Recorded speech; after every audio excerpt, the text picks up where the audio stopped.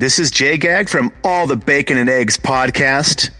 You need to listen to our show or you're an idiot. Catch us on the 72 Entertainment Group Podcast Network, wherever you listen to your favorite podcast. Welcome to Unwind the Talk Show. We are your hosts, Gab and Steph. Tonight we have Alex Mack joining us. And we will be talking about boundaries, our most awkward sexual experience, and current events in America. Well, this year's been crazy. It started off with 3 I's: insurrection, impeachment, inauguration, all on a Wednesday. Have you guys thought about that? Can I ask you a question? When did Capitol Hill actually, how many days into the new year were we in? I think it was the 7th day. The 7th? 6th or 7th? 6th. Oh, damn. Yeah, it was the 6th day of 2021. And if I'm being honest, I don't think it was just that speech that same day. I believe that this has been going on for a while. Would you say the tension's been building? Of course. Yeah, stop the steal. This is rigged. No, it's just democracy. Mm-hmm. You know, and... Okay, I have another question for you. Is this the first time in an election that this has happened, where people are like, no, fuck that. This is fake. That's not our president. I don't think so. By that, You don't think it's the first time? By that, do you mean people storming the Capitol Hill? It happened in the 1800s. People acting the damn fool. Yeah. It happened in the 1800s. They stormed Capitol Hill. Is that when the British burned Capitol Hill? Who was the president? I'm not sure. It was in the 1800s. So what happened in the 1800s is it was a breach in Capitol Hill. That was what happened back. What's a breach? A breach is when someone breaks a security line or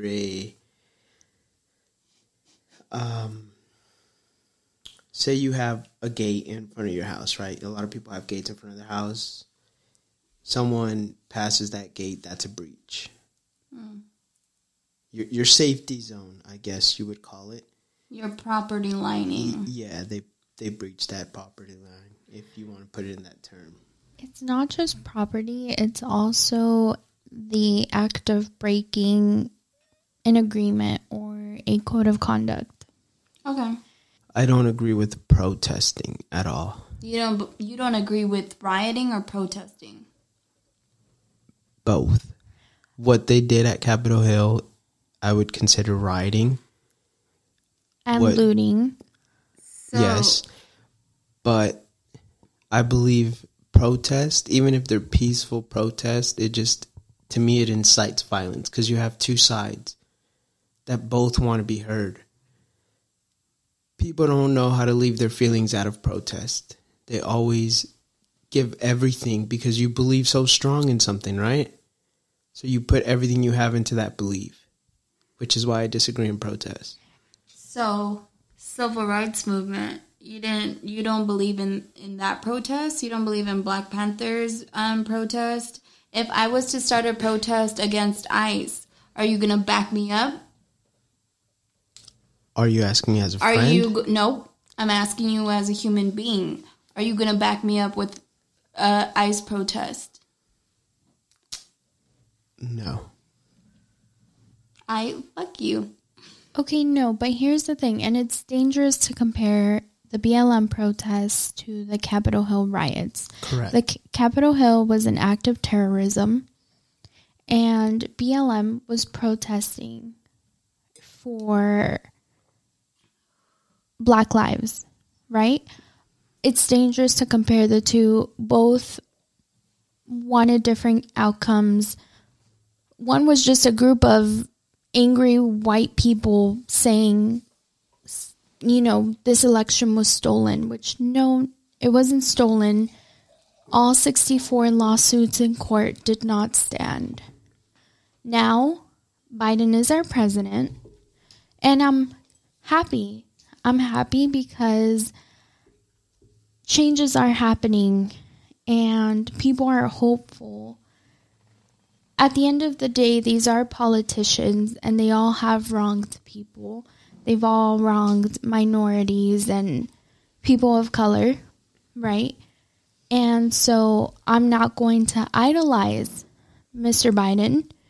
However, on just his first day, he got to work and starting putting things into action, and that is great. Okay, Alex, Mr. Conservative, let's go. Hit me. But I understand a lot of people are ecstatic that he got to work on his first day, and he was signing executive orders, getting rid of bans and whatnot. But that's his job. He's the president. I understand. That's what he needs to do. But the great thing is he started to undo what Trump had done, which was like, for example, the Muslim ban. That in itself was racist, and some people will say no. Yeah. Educate me. What was the Muslim ban? Because I didn't even know it existed. Basically, if you were of Muslim descent or anywhere from the Middle East, you were prohibited from entering the great United States of America. Not You're so kidding. great. You're kidding. No, it's really a thing. What a piece of shit. So yeah, changes are happening. Do you want me to say it for the people in the back? No. Okay. Alex will always disagree with me because we have different views, different political views, and different values, right? You're conservative, I'm liberal. Very progressive, you are traditional values. Correct. Understood. But that doesn't mean that I understand people have to win elections, presidents or president candidates have to win elections one way or another. I'm not saying the president, Joe Biden, leaned towards what he knew would get him the most votes, and that's promising DACA recipients a pathway to citizenship. I understand that, but what you also have to understand, or the way I see it, is if you just throw that out there. I have friends that are DACA recipients, and if you're like, hey, you know, he gives me a better shot at a pathway to citizenship since I've been here since I was a child. Who wouldn't? What person in their right mind wouldn't be like, no, well, yeah, like, of course, I'm going to vote for him. Maybe it's a family member, a really close friend, a cousin, something. And then obviously you have Mr. Trump, on the other hand, where he was like, yeah, there's no fucking way. No pathway to citizenship. So that leaves the majority of the Hispanic and the Latino vote to the president now, which is Joe Biden. Which is why... Alex, it's always you. It's always his stomach. It's not my stomach. You got stomach problems. Which is why, I mean, I don't like politicians. I grew up conservative. My dad is a conservative man. That doesn't mean he's against certain things. My dad's a very open-minded man. He has just taught me traditional values, which is why I have traditional values. But if I was to get labeled as or pick a party, it would be a conservative. Okay. And we're still friends regardless of our political views, right? And we've had this conversation many times before. Many times, right. Yeah. And there's a lot of things we don't agree with. For example, the Second Amendment, right? I believe there should be gun control. You believe there should be no gun control. Exactly. And so, yeah, I mean, that's okay. And we're going to stay friends. I just want to say a lot of people are hopeful, and ready for change, and this is what we needed. You know, Biden talked about unity and respect for one another regardless of... That's one thing I can agree on. I have friends who are part of the LGBTQ community, who I respect, and I have friends who are liberals. I have friends who are Democrats, but I never let my political views determine who I can be friends with. Right. Everyone's entitled to their own opinion because we live in America. Right. So we don't need to be divided to make this country better. This is already a great country. My parents came to this country for a better life, which is why I love this country, because I had a better shot than most of my family members did back home or back where my parents came from. So I do agree with that statement. We don't need to be diverse in order to agree with one another. Diversity is a great thing, whether you're a man, a female, or what they label gender X, I guess. By all means. Black, brown, pink, yellow. Yeah, whatever color. But we have to be able to learn to respect each other's views. And I always think there has to be a mutual understanding and a common ground. Of course, and that I agree with. I just want to say that's something that we all want, right? Unity and respect for one another. But our main topic tonight is about boundaries, right? And it's not just boundaries in relationships, but it's boundaries altogether. Who wants to get started? Do the toast off. I want to get started, actually. I actually have a really good boundary of mine. Okay. Most people wouldn't say that it's a boundary, but, you know, this shit actually really irks me. In relationships, a lot of the men that I have dated have pressured me to meet my daughter. 2 shots of vodka, glug, glug, glug, glug, glug. I've experienced that too with men that I've dated for a short time. Like, hey, when am I gonna get to meet your son? Like, no, that's not gonna happen. And I kind of just, you know, brush it off, and I'll just be like, you know, you'll get to meet her when I feel that you're ready, or when I feel like this is going somewhere. And just the fact that the couple, I haven't even just dated a couple, the men that I have dated before always ask, not even a couple months into the relationship, like literally probably like weeks into it, they're like, so when am I meeting Violet? And I kind of just sit there and I'm like, you won't meet her up until I'm cool with it. Why? Because I don't know that you're going to last long enough. And then let's say she gets attached to you. You and I are no longer cool.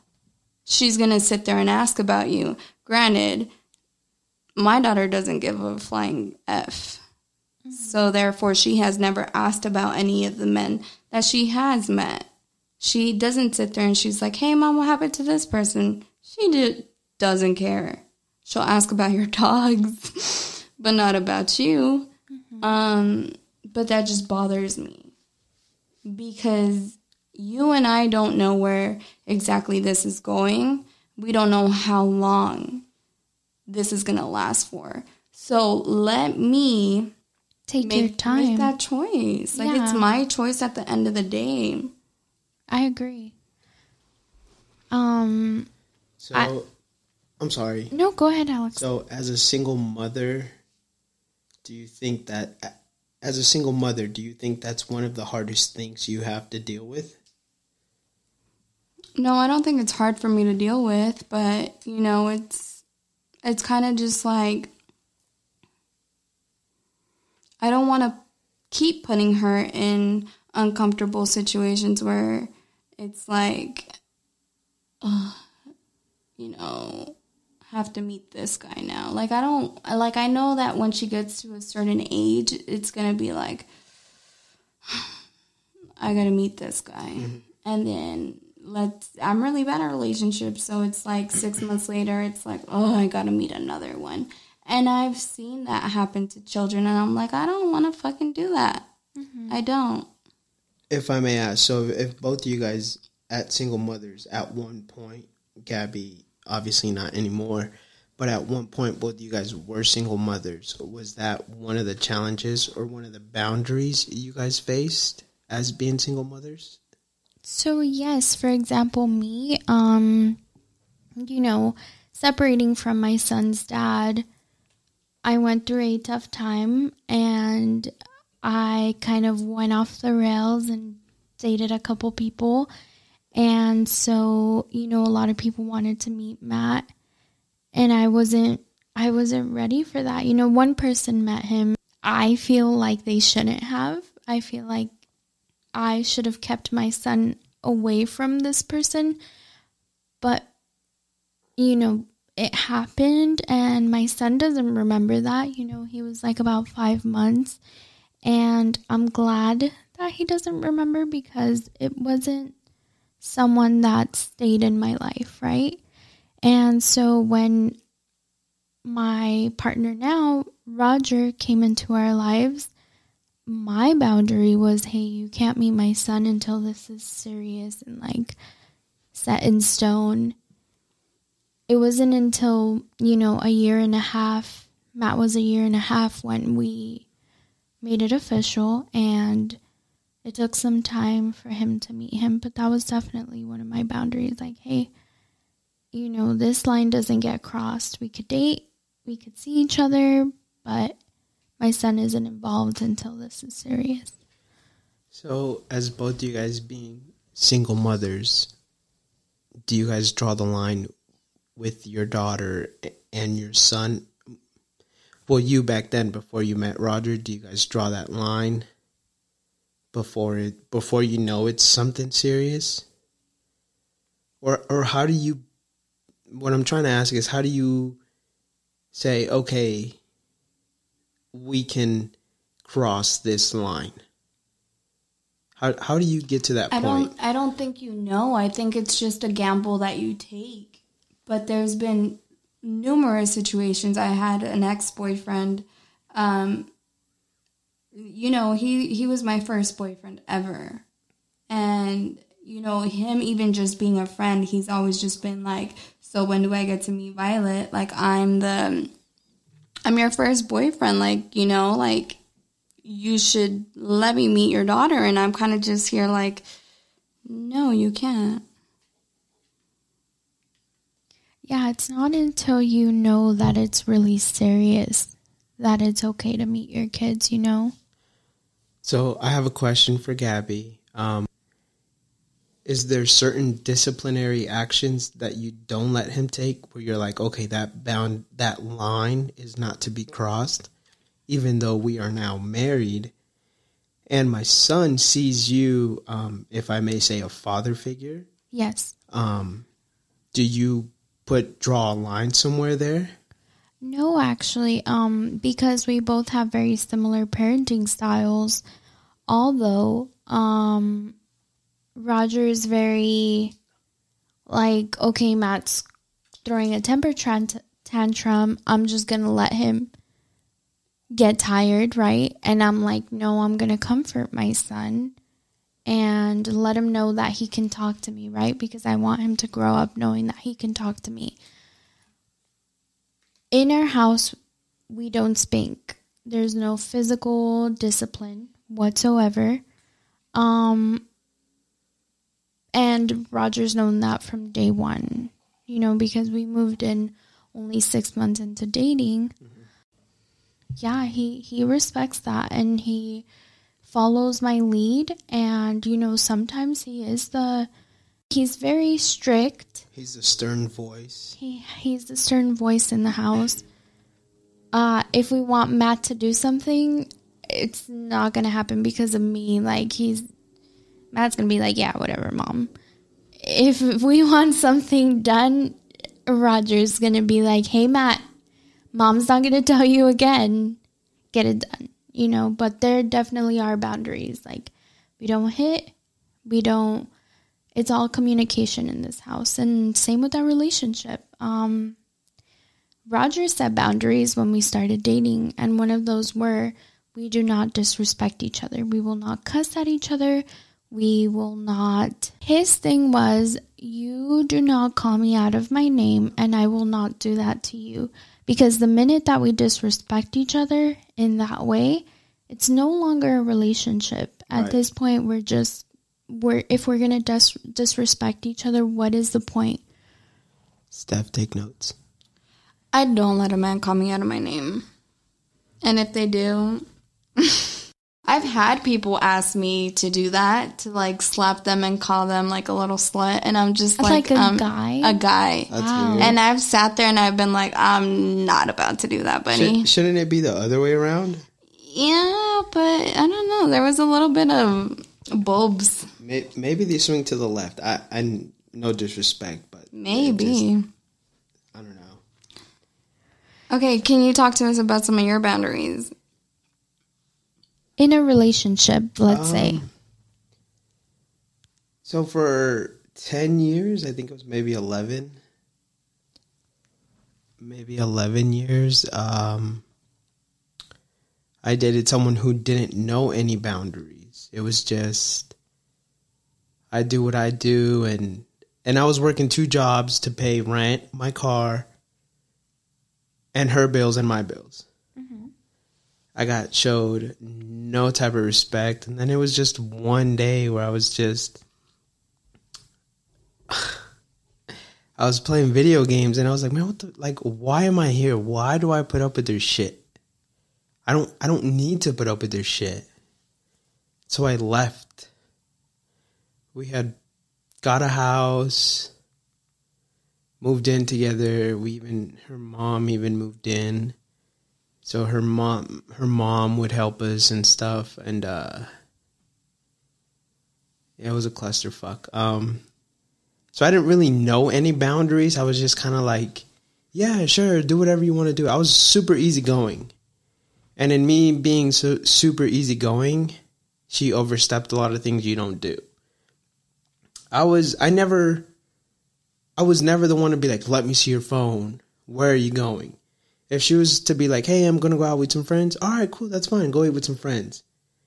It wasn't until the point where, like, if you're going to go out to eat with friends at 5 and you're not getting home until after 1, what the fuck are you doing? Mm-hmm. So that's when I would tell my mom. My mom was still here by then.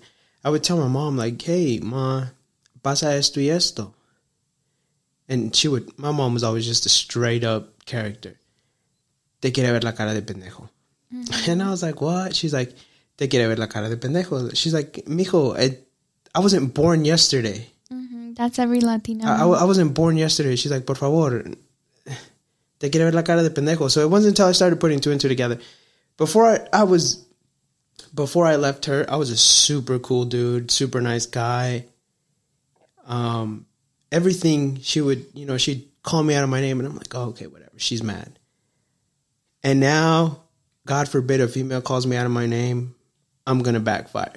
Because that's your boundary now. Because that's my boundary. Exactly, that's my boundary. Do not disrespect me. If you call me out of my name, you best believe I'm a backfire, and I'm going to make you feel like dirt, lower than dirt.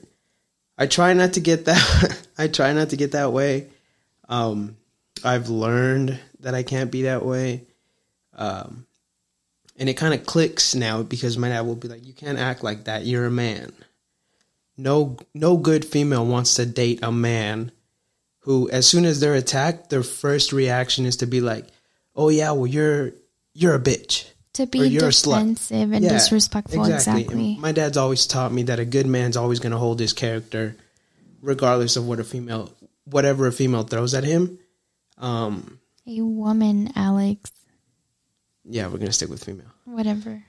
And so I've learned that the hard way.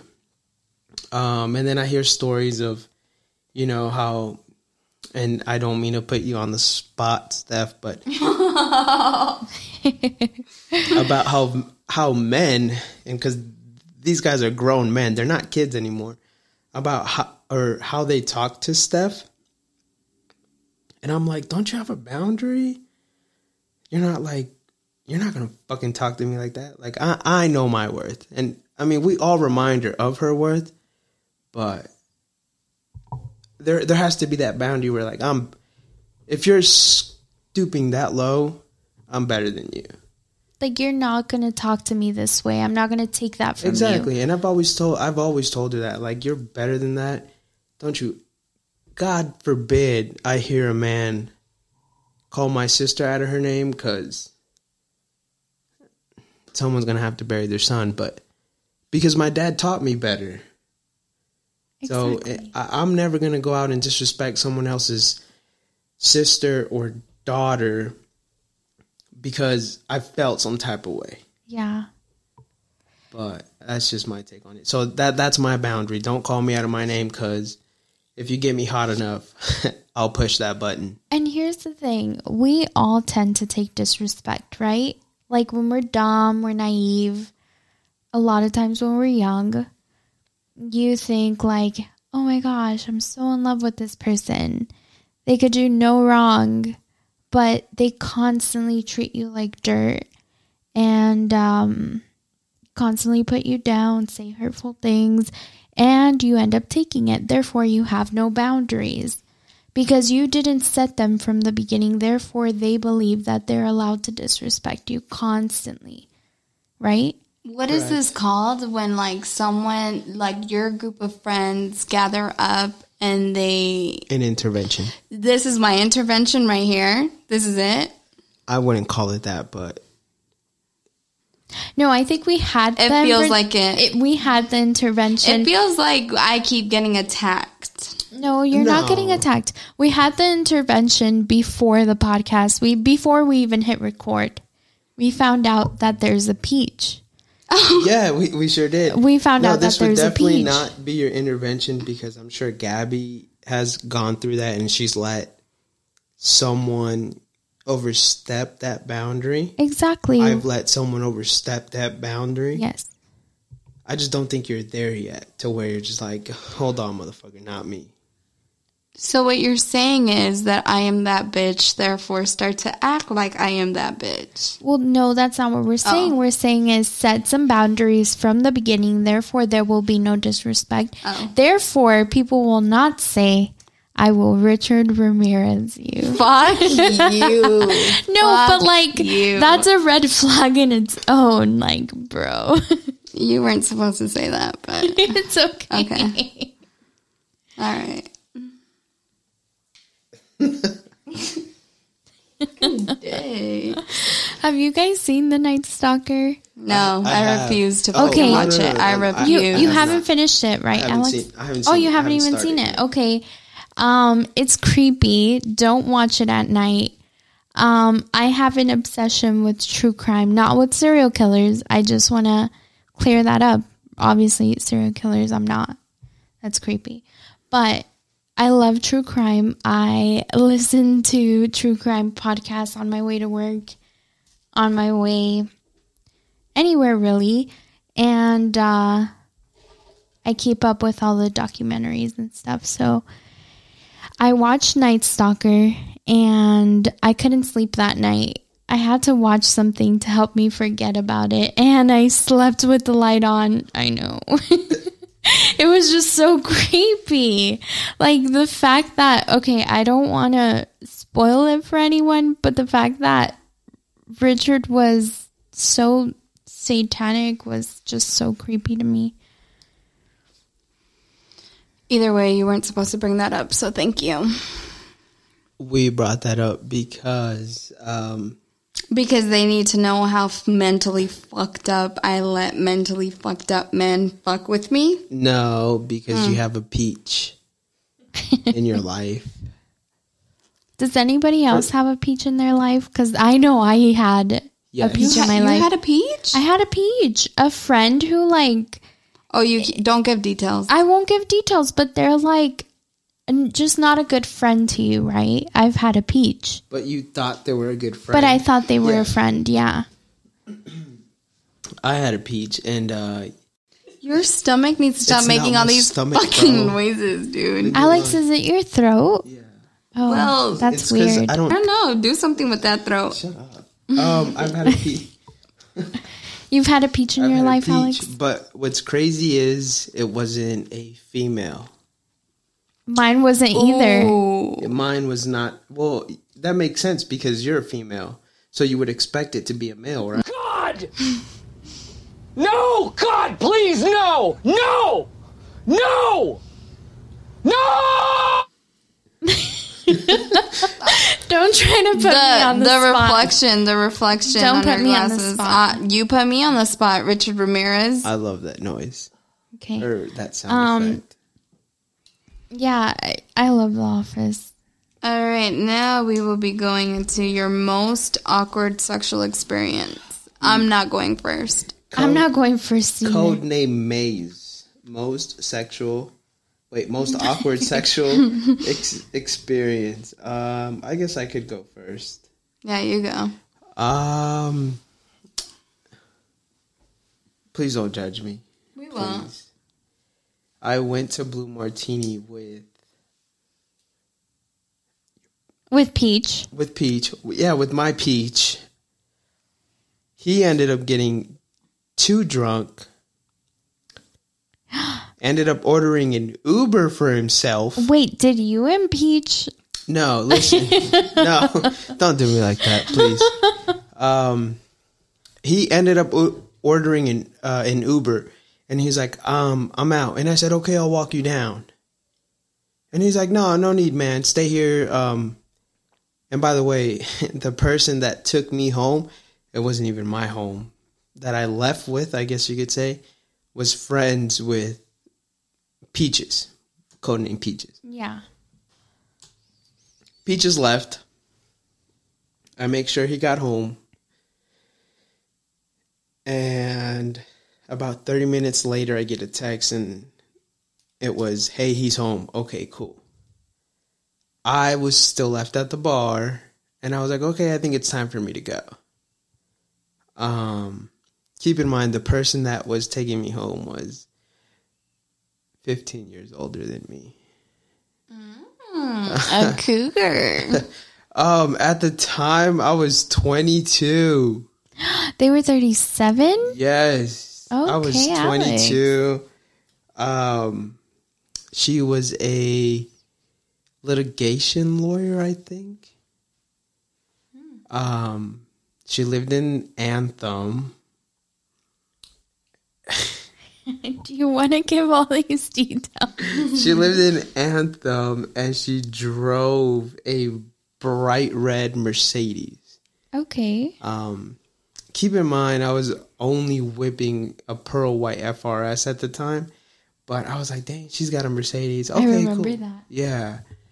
So I don't know how my dumb ass ends up getting in her car and I end up half an hour away from my house. I'm sorry, an hour and a half away from my house. Halfway across town. I wake up to a fucking note because she had to go to work. I woke up naked under that fucking those bed sheets. Were they silk? No, they were like, because it was during the wintertime. I They think were Elsa print. She had the Mexican blanket out. No, I think they were feather. It was like a feathered blanket because it was heavy. Okay. The house was really nice, but I just remember waking up to that fucking note, and it was like, breakfast is in the kitchen. Text me when you're ready to go home so I can have someone take you to your car. That doesn't sound very awkward, though. It was pretty awkward. I was 22. Oh, yeah. Okay, I was yeah. 22. 15, I didn't know what the fuck I was getting into. My phone was dead, so I couldn't call fucking Peaches to come get me. So I ate the breakfast. Well, how did you get home? I used the house phone. And you told her to call you I said, call me a car. I said, baby, can you get me a ride home? No, I said, yeah, I think I'm ready to go to my car. She said, okay, someone will go get you. So I was expecting like a taxi or an Uber. No, it was a fucking company car driver that picked me up and took me to my car. This is not the first time she did that. No, yeah, exactly. Alex, you had been with her again? No. Oh. No, it was a one-time thing. But I don't know.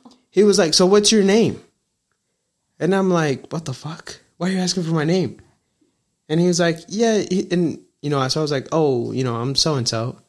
And he was like, oh, okay. He was like, you're kind of different. And I'm like, what the fuck? Meaning she has never, this isn't her first rodeo. Yeah, I see. Okay. Exactly. I get it. So I was like, what do you mean different? He was like, I don't mean to be an asshole or nothing. He's like, I'm not racist or anything. He's like, but you're Hispanic. He's like, the other ones haven't been Hispanic. And I'm like, motherfucker. So I knew I wasn't the only one. So if someone listens to this and you're like, dude, I went through the same shit. So someone asked, was it the best sex of my life? I can assure you guys that I do not remember. Alex. I do not remember. That doesn't mean I did not say no. But she was hot, like smoking hot. Like, you know, big bust and... You could say titties. Stop. Okay. Okay. She had a big bust. Who's next? But... You're done? You're done with the story? Fuck. Yeah, never again. To me, that was the most awkward thing because fast forward like a year later, I saw her at my job. Oh.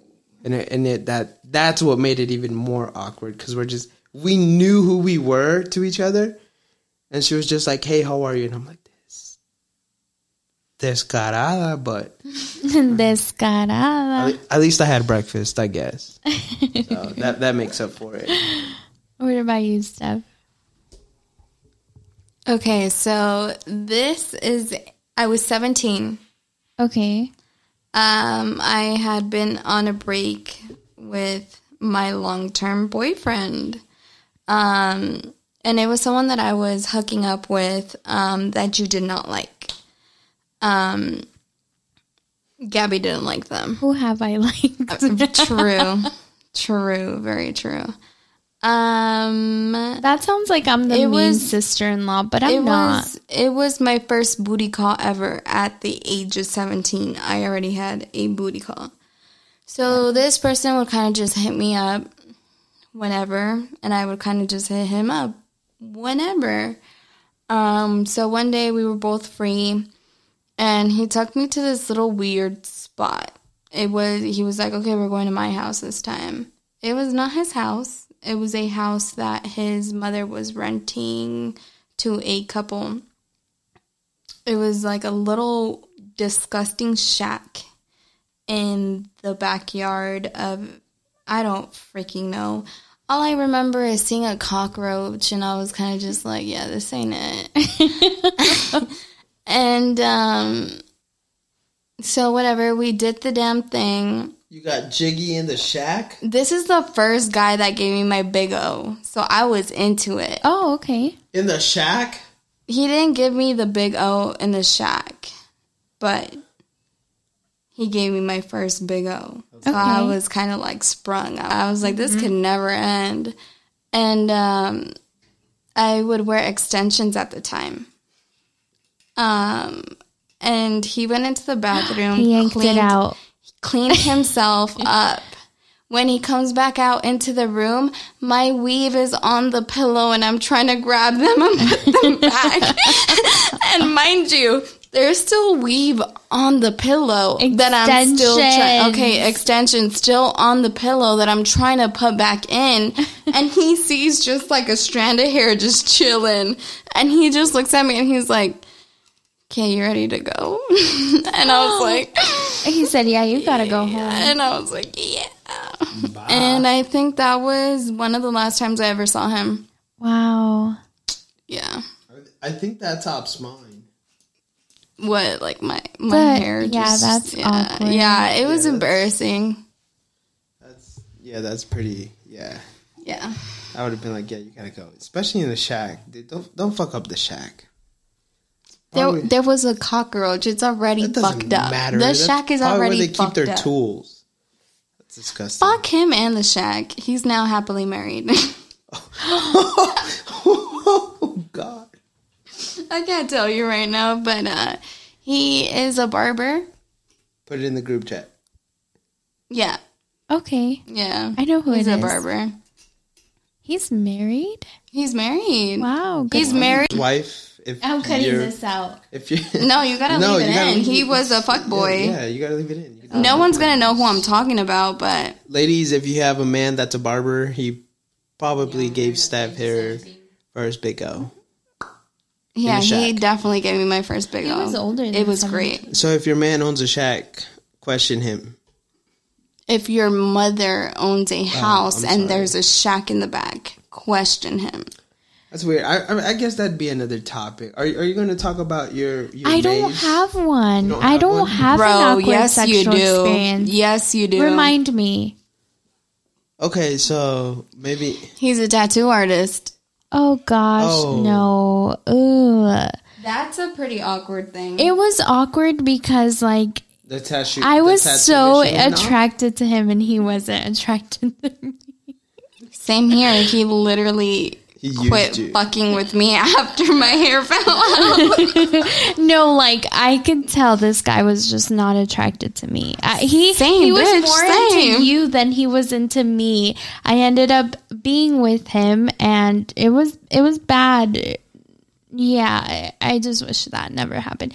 Do you guys have those sexual experiences with certain people that you're like, you cringe when you think of it? Like, oh, I wish that never happened. Yeah, my ex. Yeah, a guy I used to work with. Not this current one. The one back where I was at the country bar.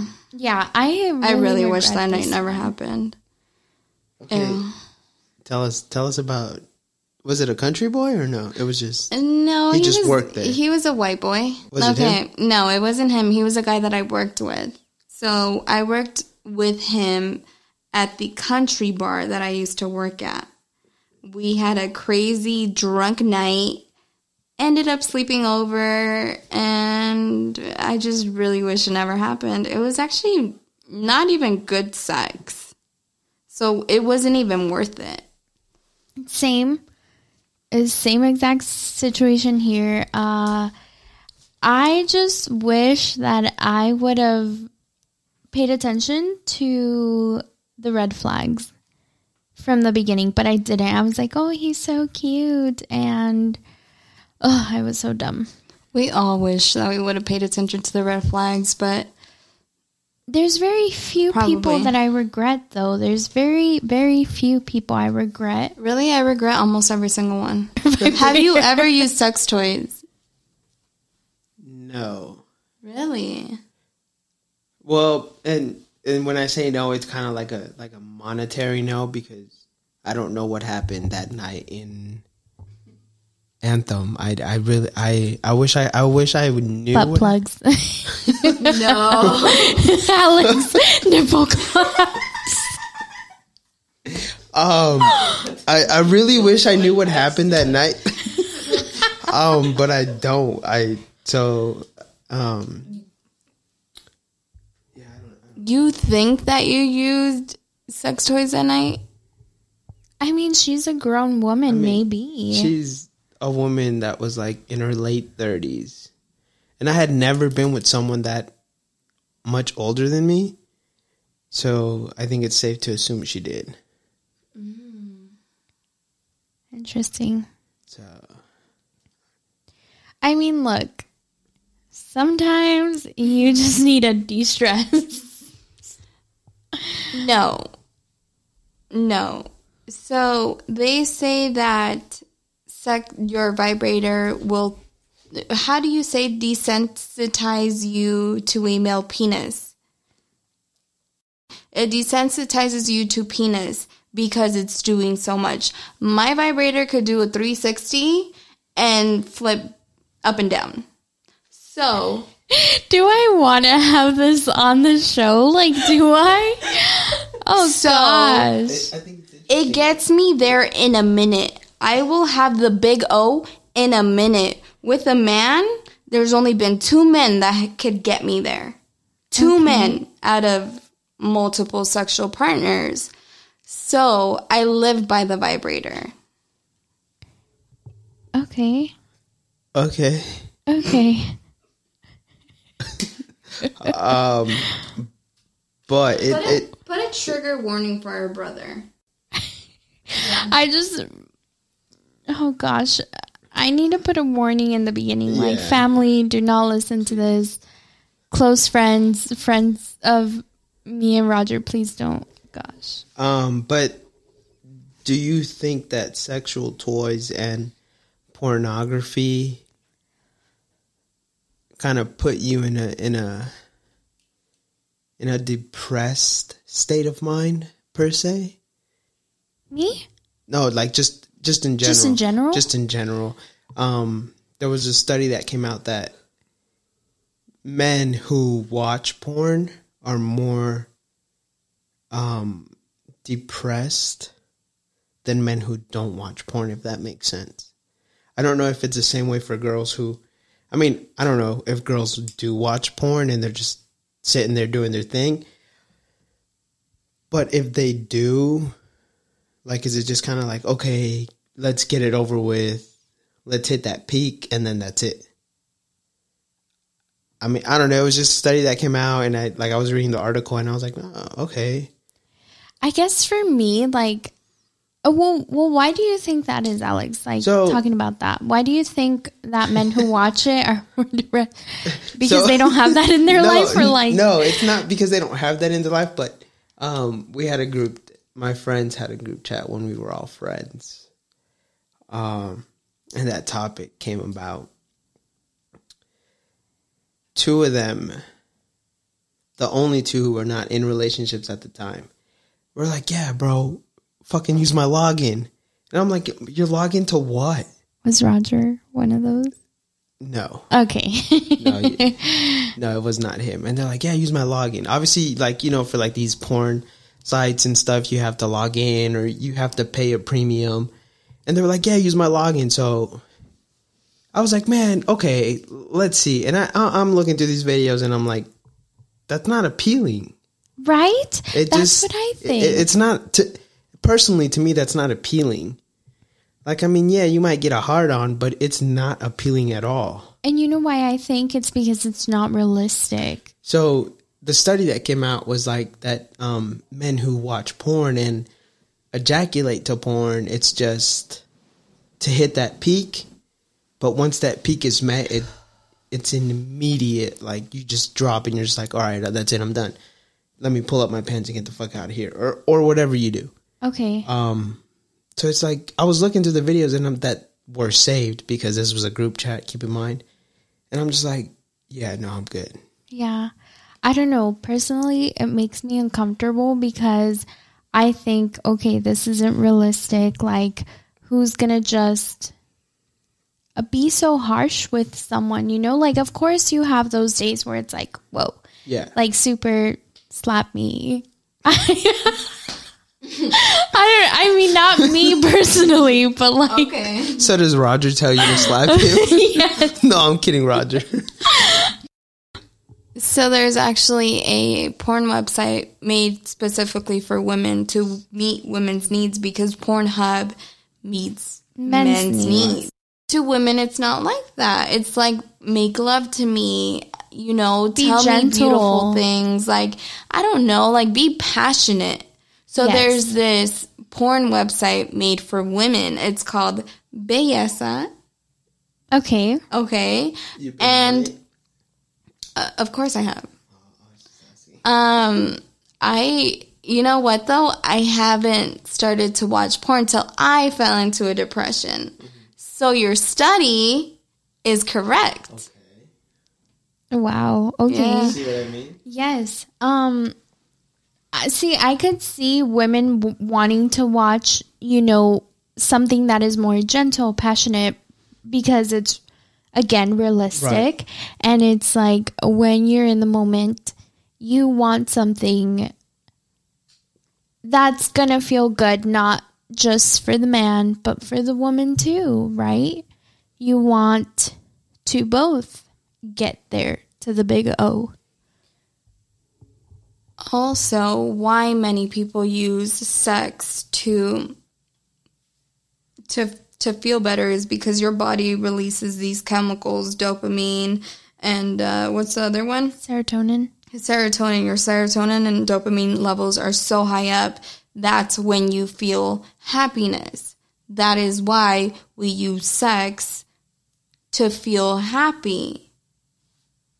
And I'm not saying that I've been using it as of lately because we are in a dry spell, but yeah, we are. We are. So to what extent do you use that as happiness? Is that a valid question? Because like she said, you didn't start watching or using that site until you fell into a state of depression, right? I mean, I would see I guess you could call it a playlist or save watch for later. I don't know. But the shit that I would see, and I'm like, how do you get off on this? Like, what triggers your brain to be like, oh, okay, yeah, this shit's hot. Mm-hmm. To me, it's just kind of like, don't get me wrong. I did look into it and I'm like, oh, okay. Like, but it's just, it's not realistic. So when I read that article that when men who are in depression tend to rely on porn to get that peak of happiness, but at the end of the day, you do get that slight second of happiness, but you're right back into the depression. Right. So my question is like, how is that worth it? Or what makes it worth that 1 second of happiness?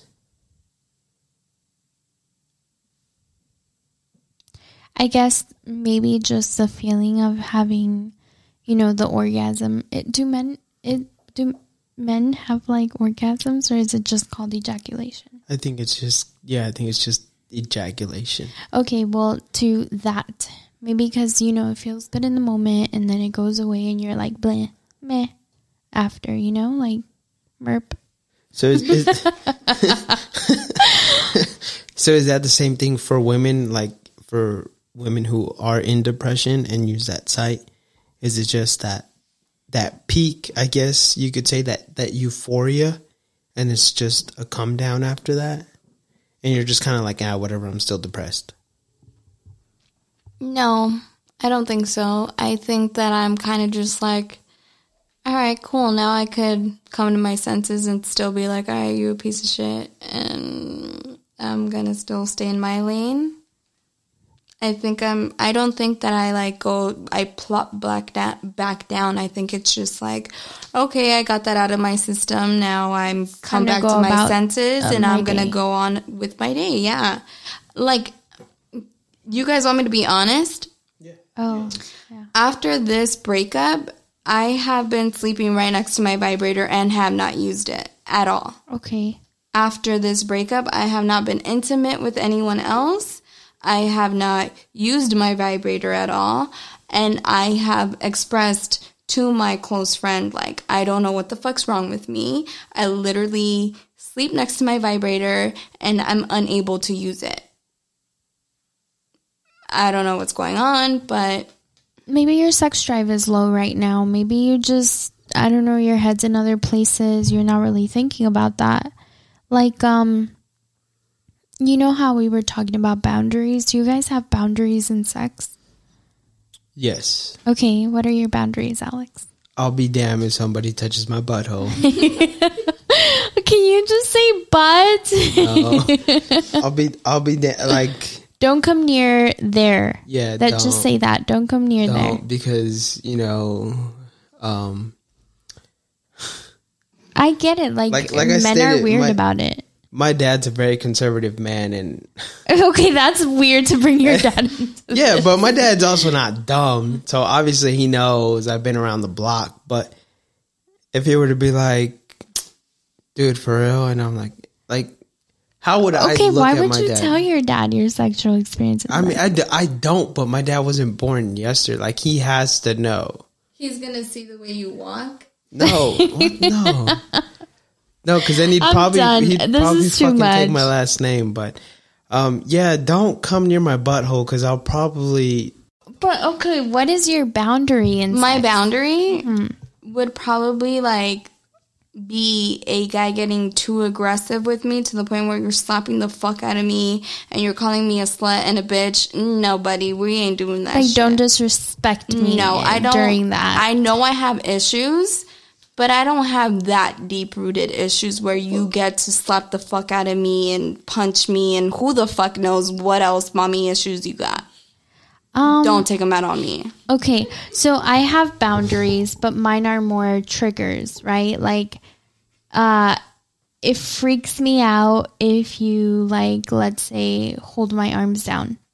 I think that's normal, though, for anyone who's a victim of sexual violence. Like, holding your arms down is just a no-go. That's a boundary. Like, yeah, I think that's about it, though. Like, don't hold me down to the point where I have no control over my body. That's it. You don't like being defenseless? I don't like when it feels like I've lost control. Like when I can't move my arms or I feel like I've lost all control. Triggered. You don't like being defenseless. Yeah, it's scary. It's scary for any woman who's, gone through something traumatizing. You think like, fuck, I am like, it's going to happen to me again. You think that way. Mm-hmm. Yeah, but in a happier mood, besides the arm being held down, what would be another thing? So you've never been handcuffed? No, it's always been not a blindfold, a tie. A tie around. So you're just, okay, so you could tie my wrist up, but you cannot hold me them down. Yes. Okay. Yeah, and I think that's for anyone because you feel that strength, right, of a male figure holding you down. Obviously, something's going to go off where it's like, rah, rah, we've been here before, right? Like, and it was ugly, so don't. Yeah. Okay. But that's different because you're giving your consent to it. Well, you're giving your consent to it. You're like in the moment. A tie is more. You have more movement with your arms. You have more movement. Yeah. You have freedom. Yeah, it's you have more it's sexier too. Like versus with your arms being pinned down. I guess aggressive. I feel you can't move your shoulders if your arms are pinned down. Yeah.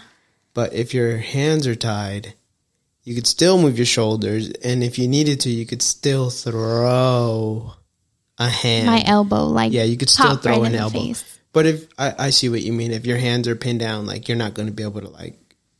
Yeah. Just kick him in the ball sack.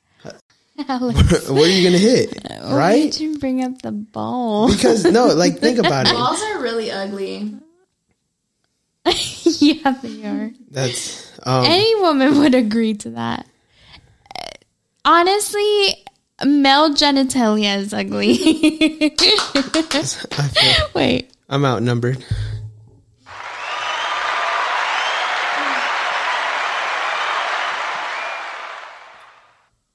but yeah, like the ideal person that you would date, like how they act, how they were, or their, I don't know. I guess everyone has that ideal person that they would want to be, or that they would want to date. I'm sorry. What would your guys' ideal person would be? Like as far as attitude, how they act around your family, the respect that they show your family, and ultimately the respect that they show you. I know for you guys it might be a little bit different because you guys have kids, but and especially for you it'd be completely different because I'm with that person. Because yeah, exactly. But so let's just like hypothetically speaking, if you were single, and you hadn't met Roger, what would that look like? Can I be honest with you guys? Roger actually became that person. Oh, wow. Yeah, he did. And it wasn't because I asked for it, but it was because of how... Alex, what's going on? Did you break the cork? I got it. Oh, you got it. He's a professional wine opener. He really became that person because we went through a really hard time for the first 3 years of our relationship, and we faced a lot of like problems and a lot of fights. He ended up moving out at one point.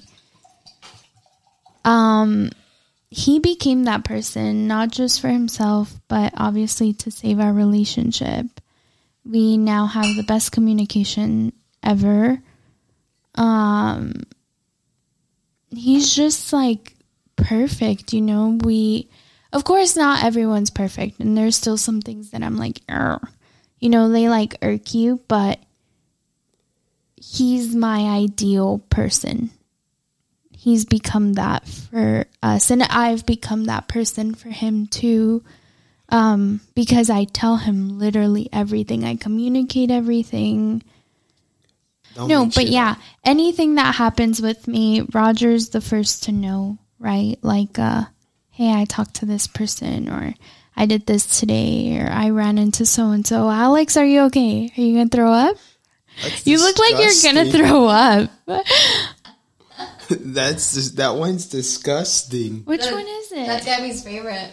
19 Crimes. Mm-hmm. That is my favorite. It's disgusting. What about you, Steph? You are on a completely different side of the spectrum. Gabby was, it sounds wrong for me to say you fell into that, but you guys compromised, and you guys became that ideal person for each other. So I see how that came into play and how that works, but I feel like for Steph it's a little bit different. Or am I wrong? Can I say something? I don't feel like we compromised. I feel like it was just like, okay, we obviously failed at communicating to one another. We obviously failed at making it easy to talk to one another. We failed at a lot of things. So we were like, I want to be with you. You want to be with me. Let's just be that person for one another, right? So a lot of old heads, and by old heads, I mean people who have been on this earth longer than we have, say that communication is the number one thing. Right. Do you believe that's true? Yes, of course. If I am going through something and my partner doesn't know, how is he to help me? And like, not just that, let's say, hey, I'm really not feeling us right now. For example, if I was to say that, he'd be like, well, how can we make this work? How can we make it better? That's just one example out of 100, If I was to tell him, I don't like the way you've been, let's say, disciplining Matt lately, we would talk about it and be like, okay, well, what do you want me to do? How would you like me to discipline him? I don't know. Communication is the most important thing, and the reason I feel like we failed the first 3 years of our relationship is because we had no idea how to communicate. And it's not just as simple as talking, because we could talk and not say anything to each other. Just talk, just... You would say what that person wanted to hear, but you wouldn't say what you really felt? Is that what you're trying to say? No, like you could just talk, like blabber on about stuff that really doesn't mean anything to that other person, So, in this day and age where marriage is not as sacred as it was, and I understand we are in a new era, I guess. Yes. Where it's normal to be with someone, move in with someone, and then just 6 months later, you're like, dude, I wasn't feeling it. I hope you understand. I'm out. And then 2 months later, you're moved in with someone else. In my history, I've only lived with one person. It didn't work out, and I have yet to move in with somebody else, or share, I guess you could say, or share my bed with somebody else. Mm-hmm. How does that work? Like, what comes into play with that? Is it values? Is it just being traditional? Or is it just the youth now adapting to like, oh yeah, well, I dated so-and-so, we lived together for X months, but it didn't work out. And now I'm with so-and-so and now we live together. How does that work? Or I never really understood that. Can I tell you what it is? I think what it is like people fall out of love while they're in the relationship, and they, in their head, they're just like, you know what, like, this person isn't for me, so I'm going to look elsewhere, right? And in their head, they already think, this is what I want. So as soon as they end the relationship, they go looking for that, this is what I want. That's what I think in reality. So what they didn't have in that relationship, they go find somewhere else. Right, but it's not always what they anticipate to have. What they needed. Let's say a lot of people end up going back to that old relationship because they were like, this is what was good for me, right? Do you guys agree or no? I can't say I don't know, I've only really shared a home, I guess, if you could call it a home. I've only really shared my personal space with one person. It's not, I don't know, I can't really say I shared my personal space with multiple people, but I was kidding. No, I saw that. It was a scratch. I was just like, wet boogies? Yeah, my nose. Super wet boogies, bro. Leave me alone. I guess. It's the nose job. It's not the nose, Charlotte. Nope. I don't know. I always wonder that, like, if it's just traditional values or it's just what marriage has become as of now. I really don't know because I can't speak for all marriages, and you know, like for example, in mine, it's important that we're both our own person, that we both have the freedom. Like, hey, do you? I'ma do me, and you both see that, right? As long as we talk about it, right? Like, tell me everything. Like, yes, he knows absolutely everything, right? Everything that I'm going through, everything that I'm thinking, I tell him because it's, yeah. I mean, I hope it's I don't know. I don't know. You just kind of hope that's the best thing you could do for your guys' relationship? I think that's the way it should be for every relationship, right? I think that if my parents had communicated, I think they could have either worked things out or decided early on to separate before it got so bad. You know, like, if me and Roger have had this conversation, if you at one point don't feel happy and you no longer want to be with me, and I want you to tell me rather than... What do you think, Steph? What's your take on this? Merp.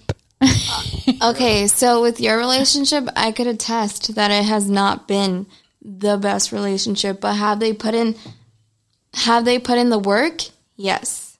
Am I the type of person to be like, hey, I'm a rock with you and I will sit here and I will work on this bullshit with you? No, I'm not. I'm out. Once you start getting disrespectful, once you start being a piece of shit, I'm out the door. I don't give a fuck about your psychological problems and your childhood traumas because, one, you're not going to come into my life and treat me like shit. I'm at that point in my life. I have let so many people step on me. as far as that it's like, honey, if you have not worked on yourself, we are not going to work on you. I 120% agree with you, because I was thinking about this the other day and I thought, me and Roger could have had a much better relationship had I, instead of jumping into the relationship, taken the time to heal from my traumas that I was currently going through, and had he gone through his party / crazy face, right? Because when we moved in, he was partially still in that mindset. Like, yeah, like I still want to party. I still want to, obviously we were together. So he wasn't like, I want to date other people. I really don't know. But I wish I would have dealt with all my trauma and like, what would you call it? All of my traumas, psychological, mental issues, whatever the fuck you went through, the things that you as a person have to deal with before jumping into a relationship. So in 2015, my life got pretty rough. And it took me 3 years to heal from what was going on then. But I wish I would have taken that time to myself to work on myself, work on my inner feelings, thoughts. I wish I would have healed and then dated him. And I wish he would have done the same. In 2015, can you just, you don't have to go into like specific detail, but what happened that made you wish you would have waited a little bit? Okay, so in 2015, shortly after I had my son, I experienced, okay, I'll say this, like, it's about to get a little dark, and that's okay. I've recovered from this. Somebody close to me tried to take advantage of me. They wanted to hurt me sexually. I wouldn't let them. Then I got hurt physically. And so after that, because they were so close, I went down this like dark spiral, right? Like this dark path. And I would like, that event was so ugly. Started partying and I started drinking until I blacked out. And then I experienced it again with somebody who called themselves my friend, right? And so I got hurt over and over again, right? And I started to I became a little bit promiscuous and I started to chase after this, what would you call it? I was trying to fill a void, right? I was trying to fill a void until Roger came along and he was like, hey, you don't have to go through this and you don't have to go through it alone. Let's talk about the type of wine we've had tonight. We've had quite a few. Quite a few? Well, yeah, we've had a glass of everything, really. We had some Josh buttery Chardonnay. With baked lemon. Baked lemon. You did not taste the lemon up until the last sip, I feel like. I didn't taste it at all. I did taste the buttery Chardonnay. Like, it was smoother than the hard chard that we had. We also had the 19 Crimes. What is it? The Punisher? Is it? Yeah, the Punisher. That one was good. I really liked it. We had... What was this one? 14 Horses? Something like that? Yeah, Hot to Trot. 14 Hands. 14 Hands. What is your favorite of the night? The favorite wine? 19 Crimes. 19 Crimes, the Punisher? Same. It was definitely the Josh buttery shard. It wasn't bad. I really enjoyed that one too. I really like that one too. Okay, so you guys know how every episode we're gonna do the song of the day. Do you guys have it? Yeah. Alex is about to hit us with some country ass shit. No. Yes, that's where you always go. I do like country because I grew up in the South, but that doesn't mean... hold on. Every time we get in your car, you're listening to some country. You know what? Today it was Drake. Yeah, today it was Drake. Yeah, today it was I can't believe that. It was like Anuel, Ozuna, and then I was kind of like... Caramelo. It wasn't that. It was their Alex, is that going to be your song of the episode? No, that's not going to be. Oh, wow. But can I play the song or no? So no, because copyright. Copyright. You can say what it is. It's going to be Linda, the remix by Alex, Arcángel, and Manuel Turizo. Ooh, I love Manuel Turizo. So he's good. That's my song of the day. Sister? Mine is Pluto Projector from Rex Orange County. I love Rex Orange County. I love Arctic Monkeys. And my song is going to be I Want to Be Yours. I just love their music.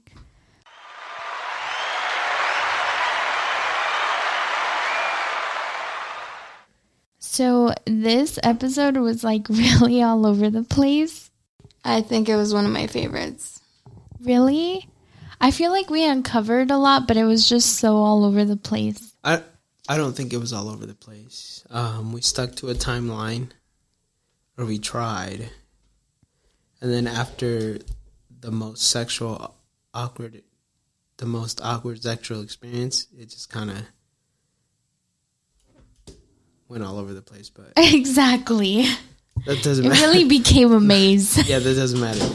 I had fun recording with you guys today. Yeah, today was a good time. Angie was here, but she was just listening. She was a critic. She did shake her head a few times. She sure did, but that's okay. It was. I believe it was a good episode. It was a good. We covered a few topics. I got my ear pierced 2 days ago, and I didn't think this through. Like, I didn't think, I have to wear my podcast headphones. Nope, didn't cross my mind. And it's aching. All right, guys, thank you so much for tuning in to this week's episode. Thank you. I had a lot of fun too, but at least it was different this time. It wasn't all serious. It was jokes. It was funny. At the end of the day, hey, we're all adults. And it's like sex is human nature. We all do it. We all go through it, except if you're a nun. Wait, we all do it? We all have sex? No. We do? No. You don't have sex? No. I don't. You guys make love? No. Oh, okay. Well, I'll be having Exactly. all the sex. I'm abstinent. Okay. Guess it's just me. You refrain from that shit. Bye. Adios. Bye. Sorry, Dad.